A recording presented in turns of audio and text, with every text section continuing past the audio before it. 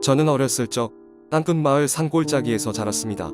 아버지는 제가 아기였을 때 지병으로 돌아가셨고, 저는 어머니와 저보다 3살 위인 형과 함께 살았습니다. 어머니는 시간이 날 때마다 근처 절로 우리를 데려가 부처님 앞에 함께 절을 하고 무언가 소원을 비는 것 같았습니다. 어머니는 없는 살림에도 절에 갈 때면 늘 달걀과 쌀뜨 먹을 것을 가져가 절에 바치셨고, 저는 그럴 때마다 스님들은 평생 굶어 죽을 일은 없겠구나 생각했습니다. 어머니는 평소에는 항상 밭일을 하러 나가셨고, 형은 늘 공부를 했습니다. 저는 공부에 큰 관심이 없어 동네 친구들과 모여 노는 것을 좋아했습니다.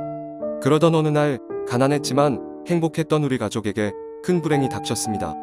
제가 고등학생이 되었을 때 갑작스럽게 어머니가 돌아가시게 된 것입니다.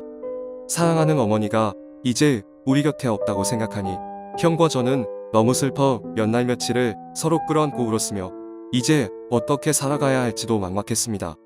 그런데 다행히도 어머니와 함께 다니던 절에서 형과 저를 데려가겠다고 했습니다. 그래서 둘 다 그 스님을 따라가려 했는데, 유일한 친척이었던 이모가 형은 공부를 잘하니 자신이 데리고 가 공부를 더 시키겠다고 하여 저만 절로 들어가게 되었습니다. 형은 저만 혼자 절에 보내는 것이 마음 아팠는지 꼭 성공해서 데리고 오겠다고 저에게 몇 번이나 같은 말을 되풀이하고 서울로 떠났습니다. 절에 들어간 저는 그때부터 혹독한 생활을 해야만 했습니다. 늘 새벽 4시에 일어나서 부처님께 절하고 마당을 쓸며 식사 준비를 도왔습니다. 식사를 마치면 밭일을 하러 갔고 저녁이 다 되어서야 돌아왔습니다. 저녁에 돌아오면 또다시 식사 준비를 돕고, 밤에는 불경을 외우다 그날 해야 할 걸 끝내야 잘 수 있었습니다. 그러는 사이 형은 명문대학에 입학을 하였고, 저는 이른 나이에 스님이 되었습니다. 형은 1년에 한 번 절을 보러 왔는데 스님이 된 저를 볼 때마다 울기를 반복했습니다. 하지만 저는 힘들게 아르바이트를 하면서도 치열하게 공부하고 있는 형이 더 안쓰러웠습니다. 그렇게 세월이 흘러 우리는 30대가 되었습니다. 형은 누구나 알아주는 큰 회사에 취직했고 결혼할 여자도 있다고 했습니다. 하지만 저의 형수님이 될 분이 어려서부터 교회에 다니던 신앙인이어서 좀 마음에 걸린다고 했습니다. 저는 무엇이 더 좋고 더 참된 진리인지는 살아가면서 깨달아도 늦지 않다며 걱정하지 말라고 형을 위로했습니다. 그 사이 저는 사람들에게 인정받는 스님이 되어가고 있었습니다. 절에서도 점점 중요한 일들을 맡아서 하기 시작했고, 저를 찾는 사람들이 점점 많아지고 있었습니다. 그러던 어느 날 저는 어머니 산소에 가서 절을 하고 손으로 풀을 떼고 있는데 무언가가 제 손을 물고 달아났습니다. 독사가 제 손을 문 것입니다. 저는 배운 대로 응급조치를 취하고 마을 사람들이 있는 곳으로 뛰어내려왔는데 그만 도중에 쓰러지고 말았습니다. 그 잠깐의 순간에 난 이제 죽는다는 것을 알 수 있었습니다. 저는 저의 영혼이 제 몸에서 스프링 튕겨나오듯 빠져나오는 것이 느껴졌습니다. 그리고 순식간에 자석에 빨려 들어가듯 불구덩이 속으로 내던져졌습니다. 저는 제가 타들어가는 것을 생생히 느낄 수 있었고, 그 고통은 제가 살면서 느껴왔던 모든 고통을 다 합쳐도 비교할 수 없는 그런 무게의 고통이었습니다. 나오려고 발버둥을 치고 혀를 깨물고 손을 물어도 벗어날 수 없었고 죽어지지도 않았습니다. 주변에는 얼굴과 온몸이 녹아 형체를 알아볼 수 없는 사람들이 수없이 많았고 그들 모두 고통의 비명을 지르고 있었습니다. 그리고 제가 들어왔던 곳을 보니 사람들이 끊임없이 이 뜨거운 불구덩이 속으로 빨려 들어오는 것을 볼 수 있었습니다.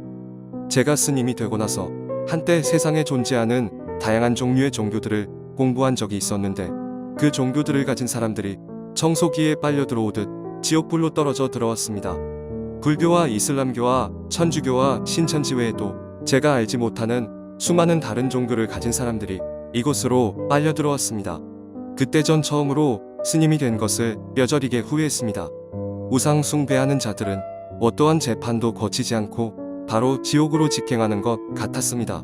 그리고 전 누군가에게 이렇게 빌기 시작했습니다. 누군가 제 말을 들을 수 있는 분이 계시다면 제 얘기를 들어주세요. 저는 어려서부터 어머니가 절에 데려갔고 가끔 마을 사람들의 음식을 훔쳐먹은 것 외엔 나쁜 짓을 한 적도 없습니다. 어쩔 수 없이 스님이 되었고 그것이 좋은 길인 줄만 알고 살아왔습니다. 저에게 한 번만 더 기회를 주시면 전 뭐든지 할 자신이 있습니다. 이곳은 정말 견딜 수가 없습니다. 이곳에서 빠져나오게만 해주시면 전 정말 뭐든지 다 할 자신이 있습니다. 저희 형을 생각해서라도 한 번만 저를 살려주세요.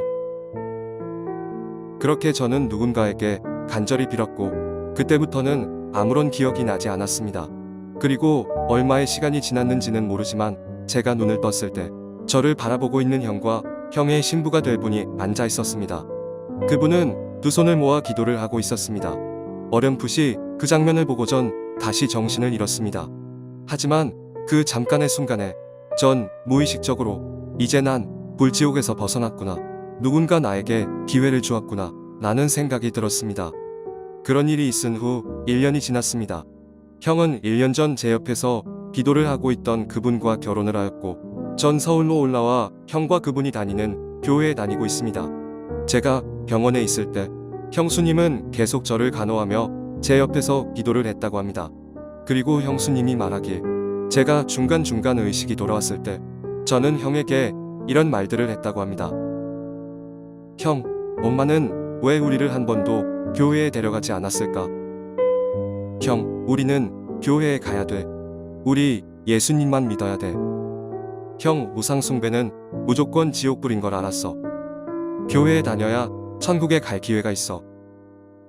이제 난 형이랑 교회에 갈 거야.